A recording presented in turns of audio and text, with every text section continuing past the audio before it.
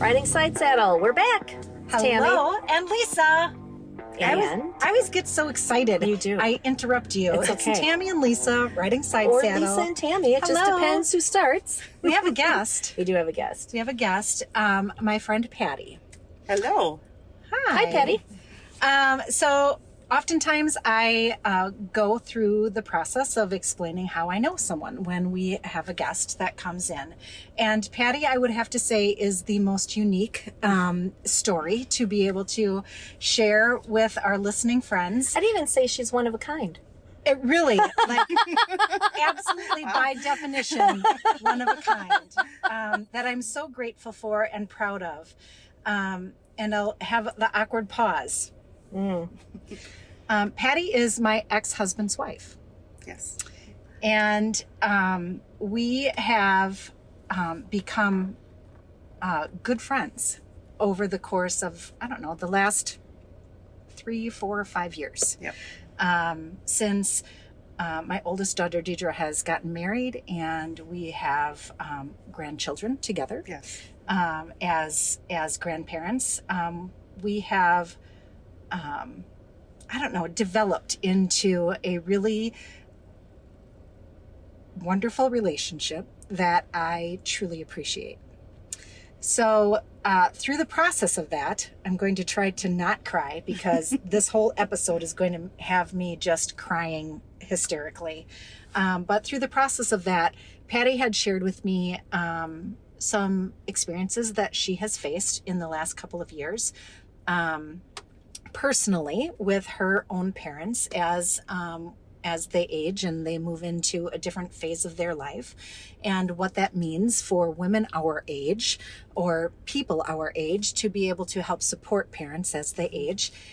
And then your profession, in fact, as well, because you experience a lot of those things too through your profession as a nurse, as an RN, Yes. to be able to help support people through just the transition of their own parents aging. So in that conversation, that's how she accepted the invitation to come and chat with us in the recording studio. So much for that relationship. Well, we'll see where it goes from here. But I'm hopeful that the last few years have, built enough foundation Yes. that she doesn't won't come wreck it? scare her off. Right. She did talk about not even jumping in the recording studio tonight. You suckers are on your own. She did, yeah. Yeah, there was a moment where she considered running for her life. She's still here. Drag me back. And lock Right. the doors. Right. And here I Right. am. It was sort of a joke. So really, as a foundation of kind of some of our conversations prior to this, and the foundation of this this episode is as middle-aged people, right? As 3 middle-aged women sitting in this vehicle, that comes with some things. Yeah. As you come into your 40s and your 50s, that means Hopefully you get that far. Thank you. Very, very valid point. That means that in hopeful situations, your parents are coming into their 70s and their 80s. And that creates a bit of a dynamic shift, right? It does. For yourself, for your parents, for your siblings. And we wanted to talk a little bit about that. So thank you for Absolutely. for I'm very joining happy us. to be here. Yeah. And I'm very happy we have this relationship, and that we are sharing a lot of good stuff together. And we've come to Absolutely. this point in our relationship. We're very blessed, I think, to get to this. And so I appreciate it. Thanks for having me here. Absolutely. Let's talk. Absolutely. beautiful. Let's chat.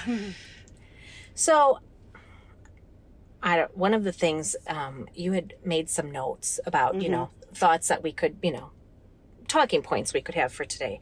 And I'm probably jumping way out of line here, but one of the things that really struck me was your parents are the parents. That role does or should not reverse. It does not reverse or should not reverse. And I always thought that was part of the aging process. Like at some point, you go from your parents are everything to your parents know nothing, when you're teenagers, to then you get to be in your 20s and you think, well, maybe they actually were right. And, there's always like a little bit of change in that balance.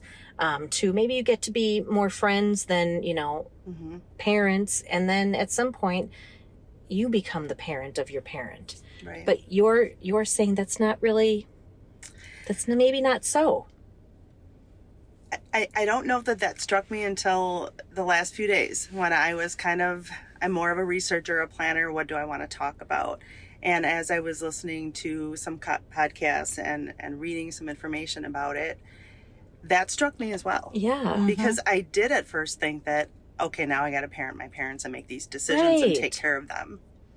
I think what's important to remember is that they are still your parents and that you need to respect their feelings and thoughts. They need help with certain things, paying bills, maybe getting to the doctor, but they are still parents able to make their own decisions.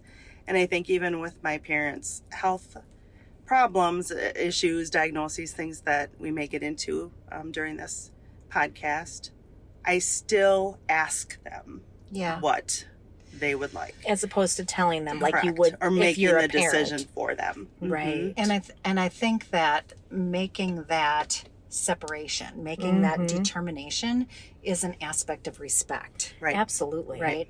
That sounds like a really healthy boundary. After we had kind of talked about it, it made some sense to me. Like that is a boundary that, yes, you do need to help them. Yes, you have to do things for them that you didn't normally have to do. But they are still your parents, and respect them in that role no matter what their capacity is. Yep. Yeah, it's interesting. So my parents are in very good health. They're in their early 70s, very good health. But I know that based on light conversations I've had with my dad, that is a fear that he has. And I get that. Yeah.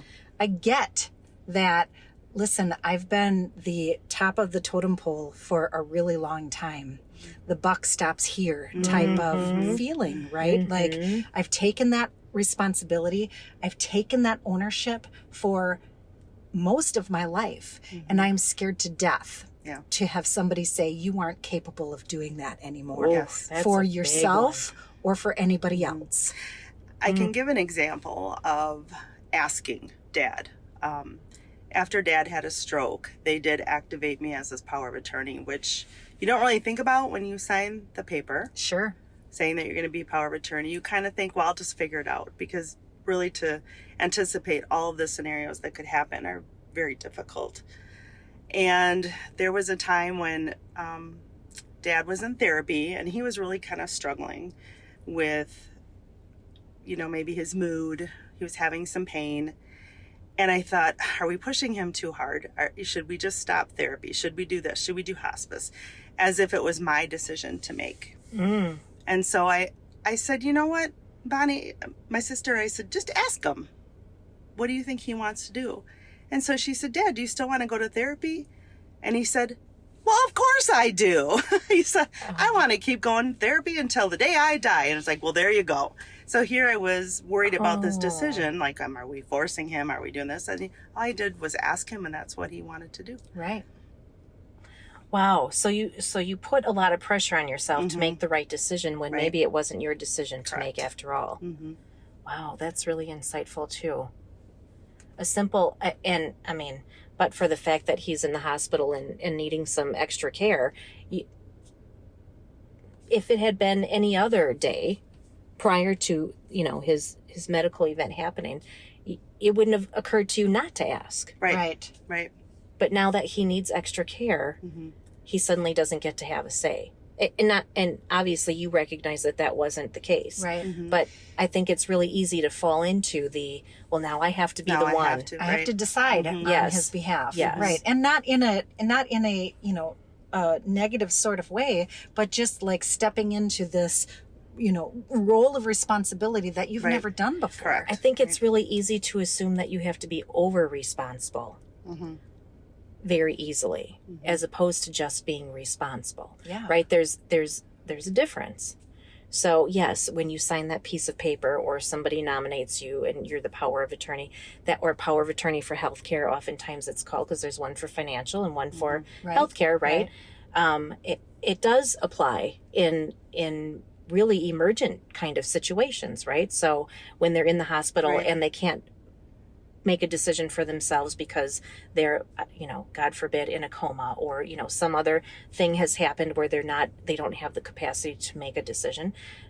That's when it becomes really like, it really, I mean, hit me truly hard like a when life and death sort of thing, correct. right? When he first was in ICU and they asked me, right. we want to put a drain in, and suddenly I took that breath in and I'm like, okay, will it help him? And they said, well, we think that it's a good idea. And I said, well, what are the risks? They told me, and I'm a medical person and I still struggled. Right. And so I stopped and I thought, okay, this is a big decision. I should ask my siblings, but the time was of the essence. They wanted to do it right away. Right. And I said, well, why would somebody say no to this? And then he explained that. And I said, okay, if you really feel like this will help him, we'll do it.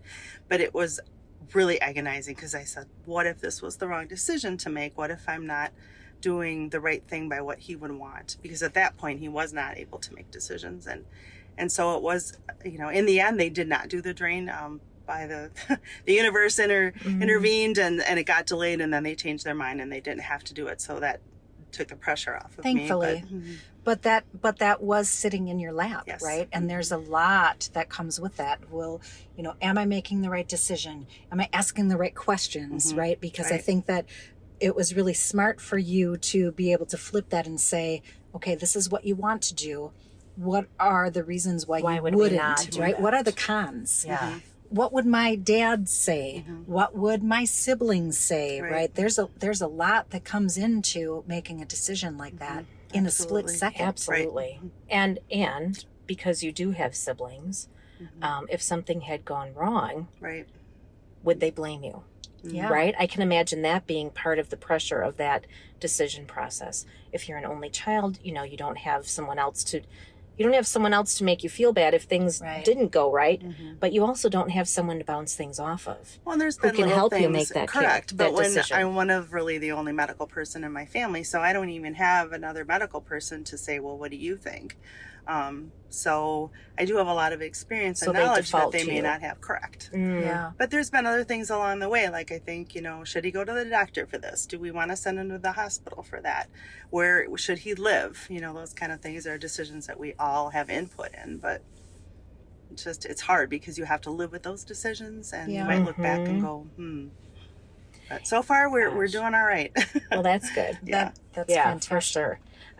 Isn't that part of every phase of life? You make a decision that you think is right Right. now, or the best decision for right now, and then you get a little further down the road and look back and think, ooh, actually maybe that wasn't the right thing to do, or gosh, I'm so glad we did that and not this.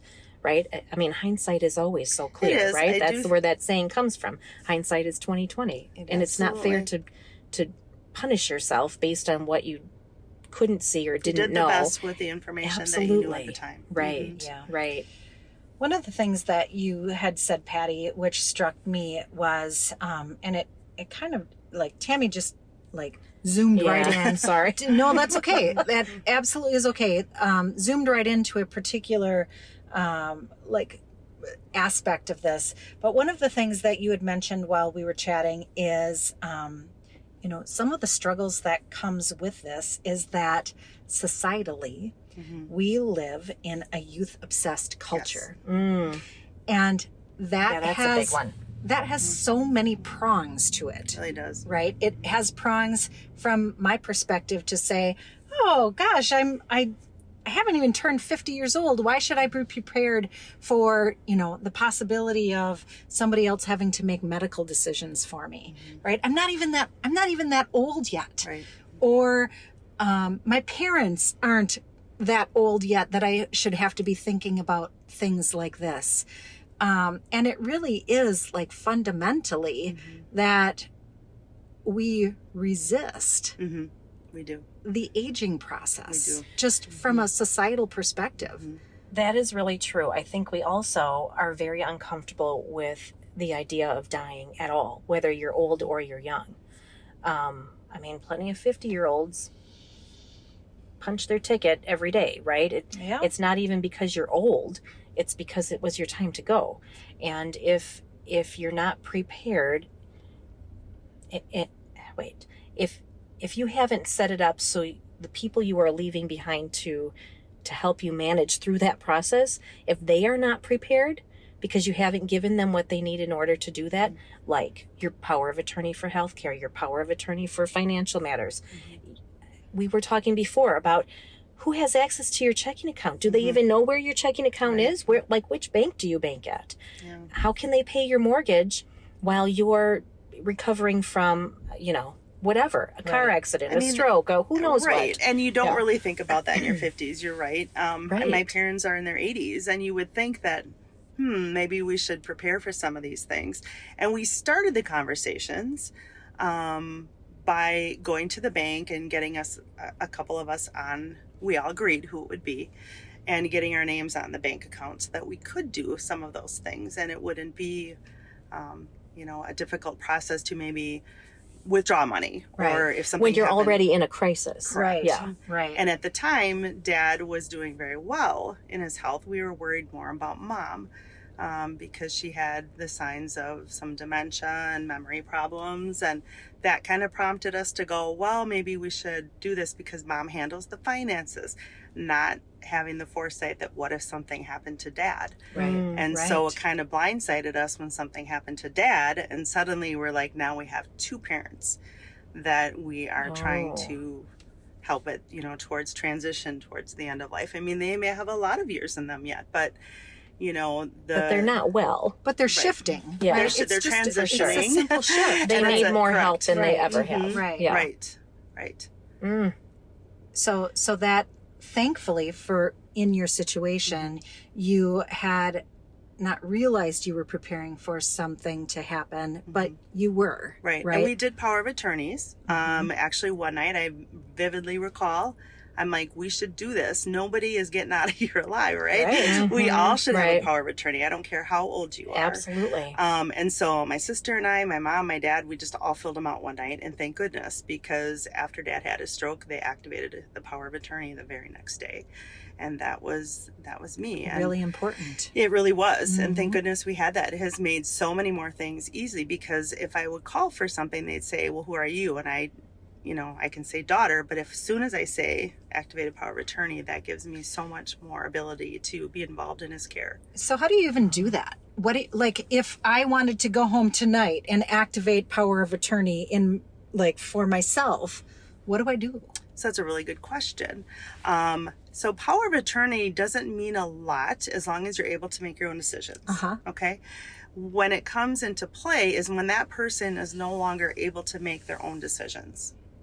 Physically or mentally capable. Correct. Yeah. Right. And so the doctor will decide that they can't make their own decision, and it could be something that's temporary, but they are not able to make their own decisions. And so they can activate that power of attorney to make decisions for that person.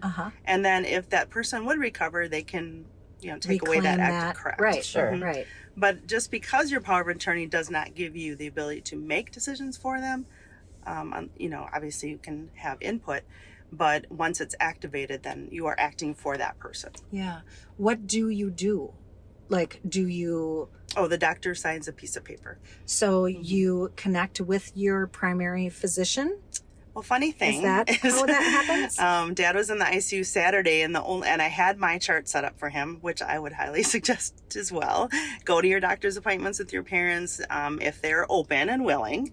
Mom, I had been doing that for years, so I kind of knew what was going on with her health history. Dad kind of went on his own. Yeah. But the last few appointments I had been going to, and I set up my chart for both of them and have the ability to help them with their healthcare needs.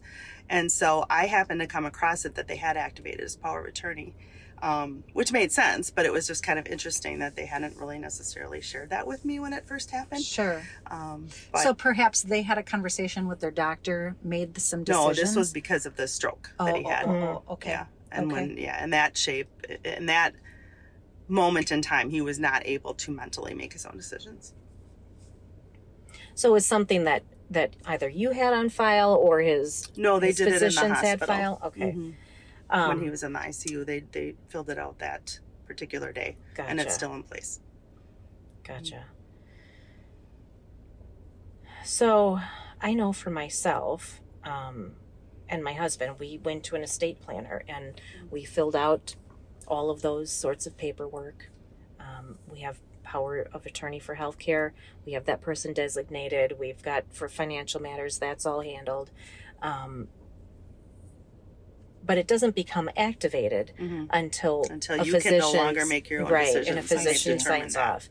So it's a two-step process. I see. So it's a legal It is a legal document document. that you work through from a legal perspective, Correct. but then it's engaged when your physician signs off to say, It's activated. yes, It's this, activated. this person no longer Right. has the ability to make their Correct. own decisions. Right, Okay. right. And I mean, I don't know.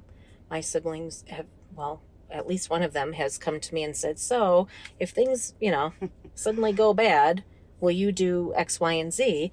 And of course I said yes, right? But until you're actually in a position where that needs to become your reality, I think it is, to your point, Patti, it is really,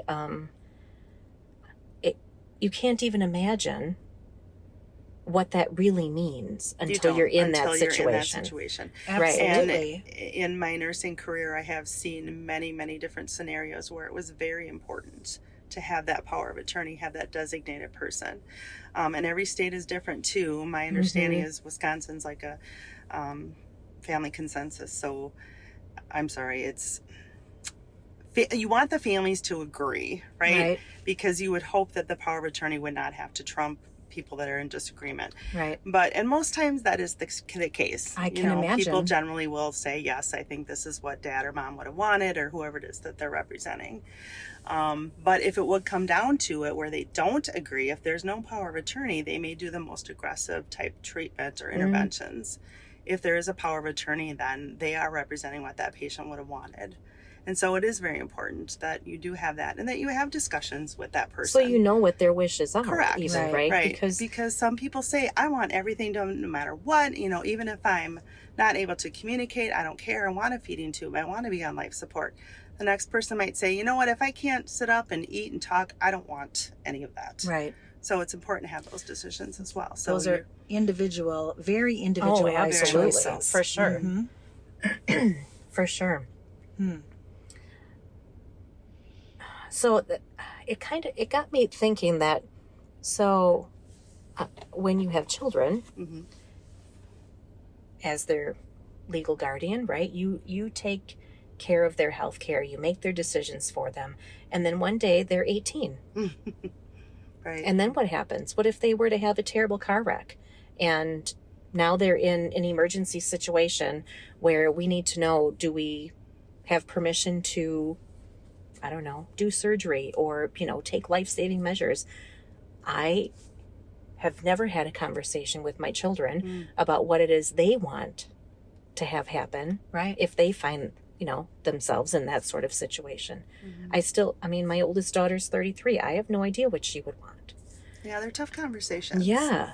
Well, it's not something that you want to talk about when you're getting together, right? No. Like you want to Happy go. birthday. What happens when you die? Right, Yeah. right. So say How do you you just wanna get go in an out? accident on the way out of here. Right. What should I do? Right? Like that's not. No. And another Thanks, thing, Mom. Right. Yeah. such as maybe organ donation, right? That's not Yeah. something you really talk about either. For sure. But I've had families, once organ donation is brought in as an option possible for that family member, they might say, oh, I didn't even know they were signed up, they were a registered donor. Right. That surprises me, or I didn't know this or that, or I have no idea what they would have wanted. So now you've got to make that decision for them. And it's much better if you know. If they're registered, obviously that's what they would have wanted. But if they're not, you have to, do your best. Make a decision. Right. Or if they can even, right, be an organ donor. I personally cannot be an organ donor. And I'm not sure that anybody who would be like connected to that process would know Would that they know about that? me. Right. Right. Yeah, they'll look in your medical record and, but that's important things to tell your loved ones as well. Absolutely.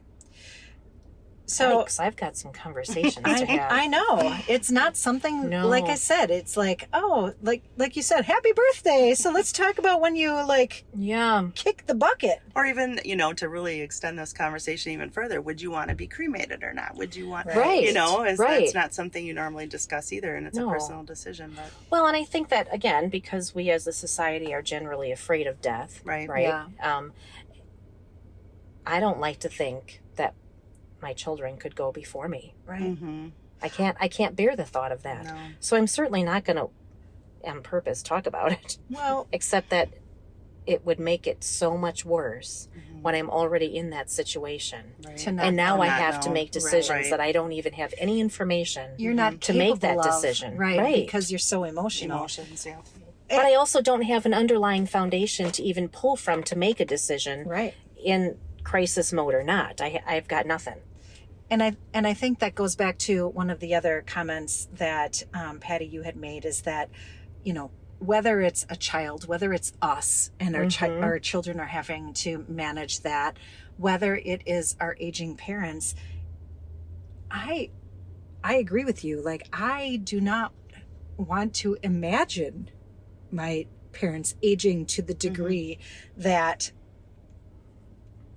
something like this has to be a realistic conversation. Like in my mind, my parents are 50, right? Like, they're not Well, that into makes their sense, 70s. because you think you're 25. I they know. would I be mean, about damn, 50-ish. right? Yeah. Exactly. Yeah. It's just not something that you want to really think about at all, much less start to plan for. Right. So you really start to deny those types of things. It's not until my husband's mom passed recently in the end of last year that I was like, holy shit. Like, so There's a lot. there's a whole lot. And I watched my husband try to manage that from an emotional perspective. And he wasn't like entirely even responsible for all of it, right? Like, he has a sibling and they work And they get through that. along. So there wasn't even Absolutely. now we're fighting about it. Absolutely. But there's so much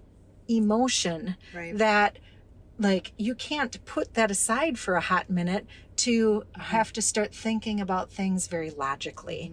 And it made it very clear to me that these are conversations that have to be had beforehand with a level mind, right? No trauma and drama involved. Let's figure this shit out so that when a situation does occur, because like you said, nobody's getting out of here alive, right? When it does occur, I have something to base this on. Right. It's not going to be as challenging because I already know. Right.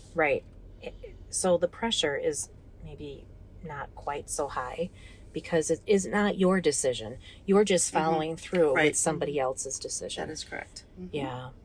One of the things that we had talked about during our planning session was, and you'd kind of mentioned it, Patty, here on this episode, your mom took care of the finances. So someone should be on the, on the checking account just in case, right? Because mom's health is not all that great. Well, I mean, that's great because your mom was older and she had started having some signs, and so you were able to prepare for that. Which then during our planning session, we were talking about when you are the spouse who is responsible for all of your finances and you have the passwords and you have the usernames and you know where all of the accounts are, but your spouse really doesn't have much to do with that. Right. Where is all of that information? Maybe putting something together and sticking it in your safe, if that's how you handle your important documents. Maybe that's a good idea. Write down your account numbers and your usernames and passwords It's and a things. real thing. It is a real thing.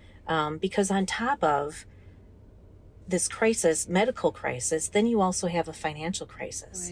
Right. It just compounds things unnecessarily. Well, and I think to kind of go off of that is that we try to still be respectful of our parents, right? Sure. And they are still our parents. And so we're not going to dive in and say, Mom, give us all your passwords, your accounts, your financial information. So we've been very careful to do this as a slow process. And one of the first things we did was we talked to both of them when they were both still in good health. And we said, what do you think of putting somebody on the account? And then we said, do you want everybody, one person, you know? And so we let them make that choice. And so we kind of were overseeing Mom's bill paying, and we can see now, thank goodness, with apps, we can kind of peek in on what she's paying or not paying. And when we visit the house, what bills are on the table. And so we're still giving her that ability to feel independent. Right. Because the older you get, you lose so much of your independence, little by little, that we want to still make her feel like she's still able to be in control of her life. Of course. Right. She has managed a household with children and a spouse for 50, 60 years. That was her life. When she was 18, she tells the story. Her memory is not as great as it used to be, but she still tells the story. She said, my dream was to get married and have children. Aww. And her role in life that she identified with was as a mother. Yeah. And so now that we're older and have our own families, and she absolutely loves that, but sometimes she would say, I don't know what my purpose is, because that was her identity. And it's kind of heartbreaking. So to even if she doesn't remember what she told you 5 minutes ago, what she did yesterday, if you can just maybe talk to her, say, Mom, just talk to her about memories and her feelings as a mother. She doesn't have to remember everything, but that you respect her still as that parent. Right. Absolutely. That's a tough one. We kind of talked about that in a different episode. So I've been everything to everyone. And now what? Right? Yeah, right. So that doesn't stop just because your kids are 18 and, starting their adult lives. That continues. I mean, you are still their mother. Right. Right. Your role changes slightly, but you're still their mom, or their dad, or, whatever. But when you get to be, I don't know. I don't even know what age. And you look back and think, so now what? Yeah. Right. Right. Like, it's one thing to get a hobby when they've all left the house. It's another to then think, so really? Yeah. Right. So as your children become adults and start spreading their own wings and start to fly and learning their own lessons and creating their own families, you're still you're still in it, right? To a certain degree, right? Are you like actively in it? You're not packing lunches and doing laundry for them and whatever. Right. So you have to find your new identity, and that makes sense. And gosh, you have more time on your hands. Kind of exciting to be able to find your new identity. Sure. But then, Patti, as you're speaking, and to your point, as you start to get into like those senior years, right? And that new identity that you had even created no longer is a fit. Having that same question come about, like, I don't even know what my purpose is. Right. Like that's a real thing. It comes back around again and again.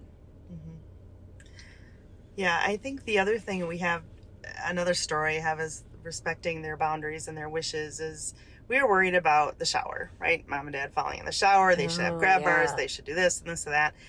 And I bought the grab bars and she didn't put them in. They're sitting in the bathroom, sitting in the box in the bathroom. Why isn't Mom putting those grab bars in? And one day my brother just kind of went in there and was going to put them up, and she kind of got mad. Yeah. And that was a moment of, like I felt like maybe we pushed that too much. Like that is still her house, her, decision as to whether or not. I think we were thinking the right way about safety, but we probably should have maybe proceeded a little bit different with that. But just lessons learned as you go. Just a respectfulness perspective. Right. There was a lot of that aspect for her to say, listen, this is still my shower. Right. Yes, I'll decide when I get a grab bar. Thank you very much. Right. I can absolutely see that. I can see myself doing that. Like, slow your roll. Yeah. Yeah.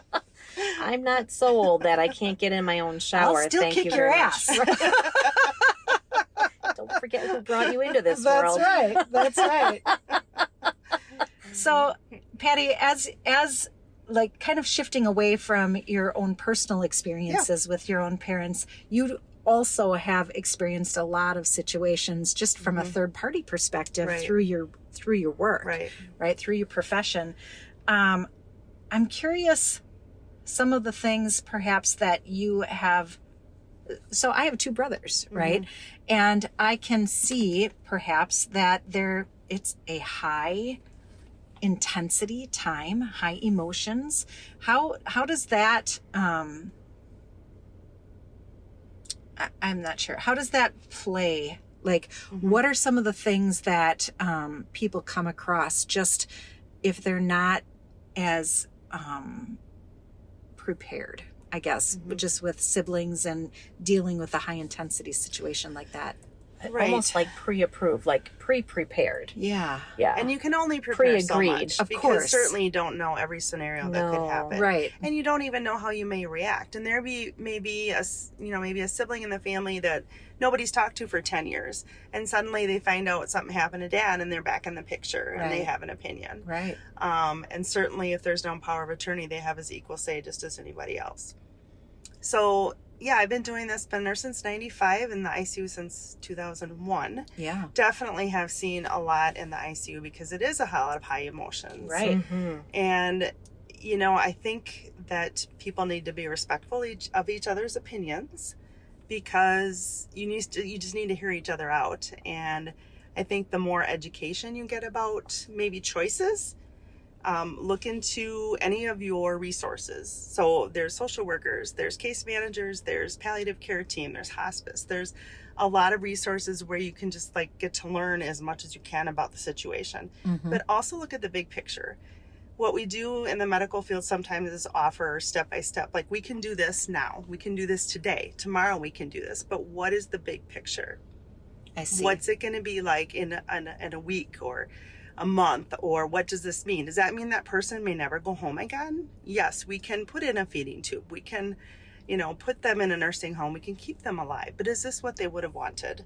If they're not able to eat again, would they want that feeding tube, or is that just a temporary thing? I've had people say I don't think they would want this, but it's too late. We've done it. Now they're feeling guilt. And so, it's sometimes you just have to take a breath. I think, like I said, take advantage of your resources, research things, have conversations, and just really focus on what that person would have wanted. And look at it in an immediate situation and a longer term situation. And that might not be as might not be as easy to grasp when you're in that moment, right? Because there's panic and there's oh my gosh, there's urgency here. We have to do XYZ to be able to, create I shouldn't say ideal, but a hopeful environment or outcome. But that doesn't necessarily mean it's the best outcome for what they might want long term. And just because it's offered you should not feel like you should take it or you're giving up.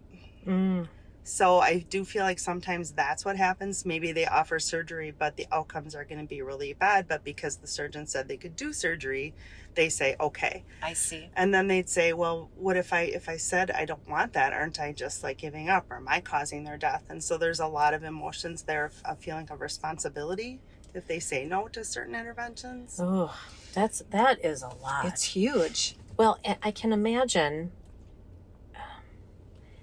that it is. I haven't lost either of my parents either, so I've not been in this situation, which is why I say I can imagine. It would be very difficult in that moment to remember that you're doing what they want you to do. Yes. Not what you want. I want my mom to be here. I want my dad to be here. I don't want to lose them. Right. So whatever it takes to make that not happen, Right. I want to walk out of here with them at some point. That's what we're going to do. But if that's not what they want, this really is not your decision, even though you may be the one signing on the dotted line kind of thing, or voicing the opinion, or saying yes or no to certain things. Ultimately, it really is about what your parent, or it's not always even a parent, it could be a spouse, right? Right. or a And child. on the Yes. flip side of that, Tammy, I've seen it the other way, where that person that can no longer make decisions wanted everything done, has always fought for everything, no matter what. Mm. And then we're in a situation where they couldn't make decisions anymore. And that person had to make decisions for them, and kind of knew the writing was on the wall. We should not do any more aggressive measures because it's end of life. And they struggled with that because they knew how much they wanted to fight until the very end. And so that Interesting. was very difficult. Yeah. Even though they knew in their heart Oh. they were making the right decision, they Right. felt like they were going against that person's wishes. Interesting. And what you said early on continues to kind of come back around for me. So these are options. Thank you for giving them to me. These are what these options will do. Why would a person choose not to do this? Right. Right. And I don't feel like people ask that enough. I can see that. Mhm. I can absolutely see that, because it's not something that you have thought through, and you're kind of just taking information as it comes. But to ask that question in a different sort of way, okay, these are all the pros. What are some of the cons? Or what would it look like if we didn't do this? Right. Or do I have other options? Right. Can I have good quality of life without doing some of these interventions? What would that look like? Palliative care would be an option, hospice. And, it's just a matter of asking those questions versus just saying yes if they offer you options right away without really thinking it through. Right. I was in a doctor's office with my dad and his wife. My dad, he had lymphoma off and on for a very long time, and he had had lots of different treatment, and we were sitting in the doctor's office discussing one more new form of treatment, well, new to Dad anyway, and it was the only thing that was being offered for him at that time. We had tried all these other things. They worked for a little while, but the cancer kept coming back. So this was the next idea, and because it was presented in this is all you have, it's yes or no. It's not this or that or that. It's just yes, we're doing this, or no, we're not. Right. Nobody was asking about, so if we say yes, what are the consequences? And at some point during the conversation, it occurred to me that we need to know, what are the consequences of saying yes to this? Dad wasn't ready to give up. Right. Whatever it was, he was in for trying it. And he got upset with me because you're not the doctor, Tammy. Let him do his job. I am letting him do his job, but I think we need to make an informed decision, which means we need more information. Right. I'm not saying I think you shouldn't do it. Right. I just think you need to know what you're getting yourself into. Right. And if the answer is still yes, I am in full support of that. And if the answer is I'll take a pass, I'm in full support of that too. But you can't know what you're saying yes to without knowing all of it. Right. Yeah. I realize this is your only choice. You were advocating for him. Absolutely. But yeah. in that high emotional environment, again, it wasn't a car wreck. It wasn't, something like that. But these were life and death decisions. It's a limited choice, limited Absolutely. option choice. Absolutely. Right. It was this or nothing. And I wasn't trying to say, I think you should do nothing. And I don't know that that's how he heard it, but I don't think he wanted to know what the consequences were, because he's doing it no matter what. So don't even tell me. Right. Right. And I overstepped a little bit. And in the moment, I didn't realize that that's what I was doing. But in hindsight, I had overstepped because he was fully in charge of his faculties to make these decisions himself. He didn't need me asking questions and, throwing wrenches into any plan. And that wasn't my intent. But sometimes, even with good intentions, Sure. It was an education. I am absolutely, and I am very curious, and I do want to know.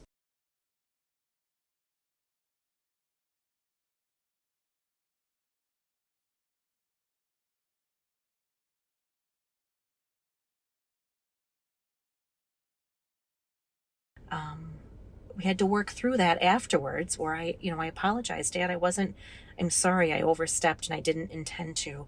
I wasn't trying to give you more information than you wanted. I was selfishly needing information for myself. Right. But I'm not the parent. Maybe it's not my information to have. So I think sometimes it's hard to remember your place. It's a balancing act. It is, most for definitely. sure. Right. Yeah. It's a lot. So I have to say, I cannot believe that 45 minutes have gone by. We absolutely did not get to even remotely close to all of the things that you Patty had a big list. She did. There's she was so many things to think about. 100% prepared. For sure. And all of those things, I was like, oh, yeah, that's good. We should talk about that. And we didn't even really scratch the surface. So I'm hopeful that you'd be interested in coming back and continuing this conversation. Because absolutely, there is so many more things that people need to know, and I have learned. This has been such a learning process for me as well, to find out what your resources are, and that could be another conversation. You're not in this alone. There are resources out there that you can get help with, support groups and things. So take advantage of those things. That I would advise that absolutely too. And I think, Tammy, like you mentioned, it's we're kind of forging a new way of relating to our parents. Like you said, maybe you overstepped your bounds, but you were advocating for your dad too. And so we just have to kind of learn as we go. And how was he open to your in the end, and at that point we would have the doctor appointment, and then we'd get something to eat for lunch after. And so we would debrief after over lunch, and it was fine. He was not still angry with me, but and especially when I explained what I was trying to get at, it was not I really was just wanting to make a well-informed decision, even if there really was no decision. Right. The answer was yes, that was it. But you should know what you're saying. But at least know what we're going in for. Right. Well, so that if a consequence does happen, it didn't come out of the blue. Right. Why didn't somebody ask that question? Right. Yeah. How did we not know this? I never would have said yes if I had known.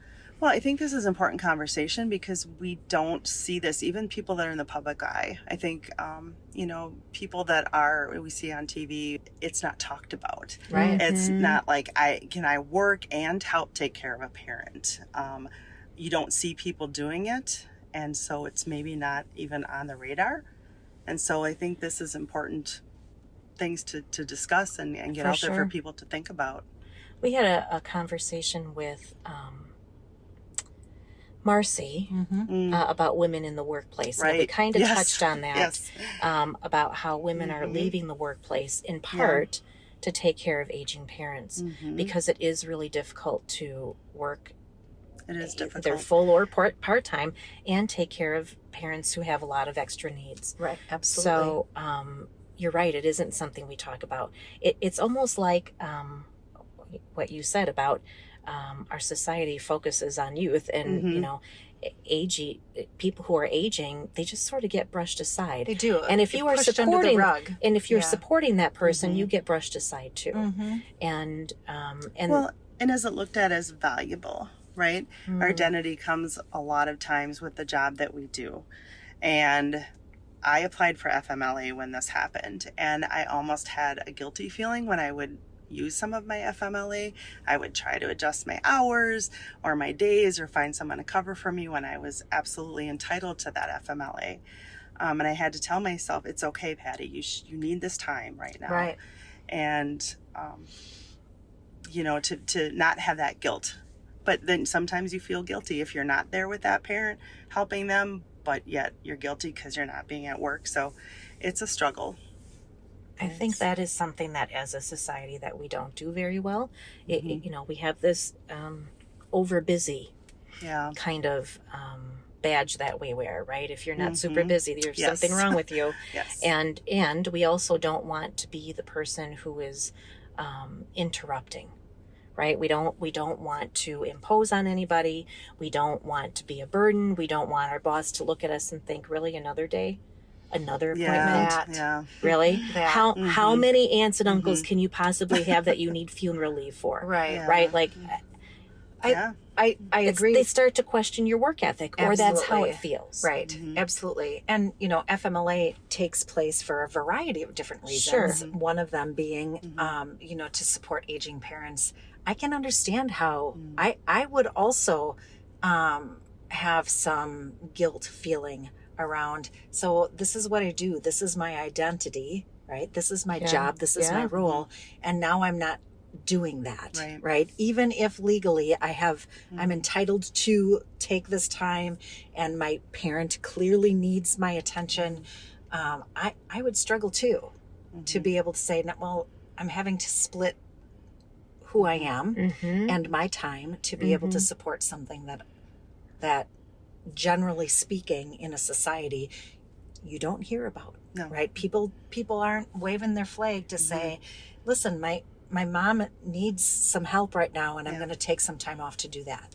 And sometimes it Don't only you comes have up. another sibling who can do Yeah, that? right. Right. Yeah. Why does Yeah. it have to be you? And I that's need another, you here. another point to make too is what are your siblings willing to do? Yeah. How much time can they help out, and what are they Support. willing If you to have yeah. them. Right. If you have them, fair enough. Yes. Yes. Absolutely. Thank you so much. Yeah. I really appreciate. We're coming to the season in the summer where it's 8:30 at night and it's becoming dark, so we're having to Yeah. squint at each other in It's the also recording hotter studio. than Hades out. Good night. It's still about 105 in the dark. It feels like it. It feels like it. Hot in Hot, Wisconsin. sweaty summer. Shoot. Patty, thank you so very much Thank you for having me. for Yes. sharing your experiences, your personal Absolutely. experiences, your work experiences. I really do hope that you come back and continue this conversation. If you want me back, I would love and be Absolutely. honored to come back. I already have conversations that I need to, now I know I need to have with my family members, my children in particular, about what I want and what it is they may want. Just based on this conversation with you, that have never occurred to me that I should, those are things that I should do. And even if this only helps a few people, it's Right. absolutely worth the Absolutely. conversation. And It that is. person might tell another person. And Absolutely. Right. It is the ripple effect. That's it. Thank you so Yes, much. You're welcome. Thanks, Patty. Thank you. And thanks to Todd at Mind Garden Media for putting our podcast together. Ongoing support. Absolutely. Doing whatever magical things he does and hands it back with a neat little bow around it. He is magic. Yeah, he is. Don't let that go to your head, Todd. We also want to thank our listeners. Continuing on, we are coming up. Well, gosh, at the point in time that we are releasing this, it will be over a It year. will be. Of, Congratulations. thank you of listening and engaging with different folks who have great information to share. So, Yeah. so thank you all for that. We're in for Hungary. listening Did you to know us. that? Wow. Yeah, Did we we talk are. about that? I don't Heck know if yeah. we did. But yeah, I noticed that the other day. It's like, Hungary? Hey, welcome aboard. You bet it. You bet. So thank you for listening. Thank you so much. So if you are looking for us, we are on Facebook and Instagram. We're on Instagram. It took us almost a year to get on Instagram, but gosh We're darn there. it, we did it. Riding Side Saddle the podcast. That's where you can find us. And you can find us where most of the places that you get your podcasts. Unfortunately, we still haven't figured out the Apple Let's not talk about that thing, part. but all the other places, Right. Spotify, Everything YouTube, else. Everything else. lots of other places. Just not Apple.